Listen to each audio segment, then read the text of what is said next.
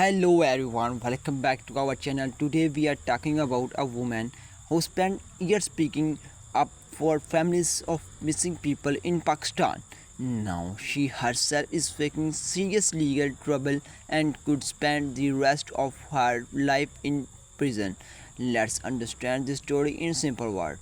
The woman is Mahran Baloch, a well-known human rights activist from Pakistan province of Balochistan.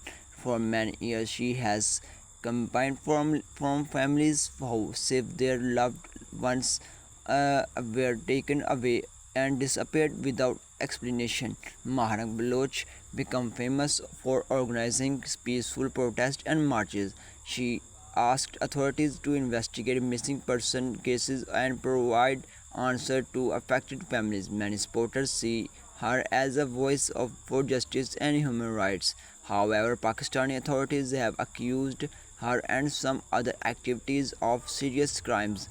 Report says that she is facing charges related to public disorder, violence, and activities that officials claim threaten national security.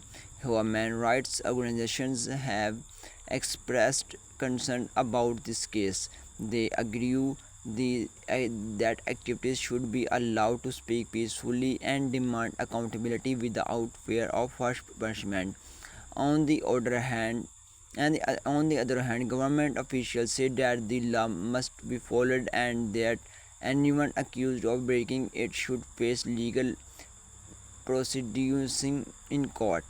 The case have attracted attention both inside Pakistan and internationally. Supporters of Mahmoud say the charges are politically motivated and are intended to silence circumstances.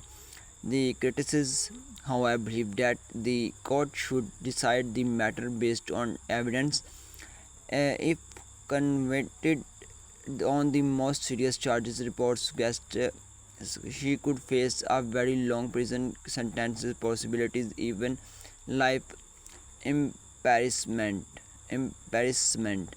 The situation have speaker a wider debate about human rights, freedom of expression, national security, and the rule of Pakistan.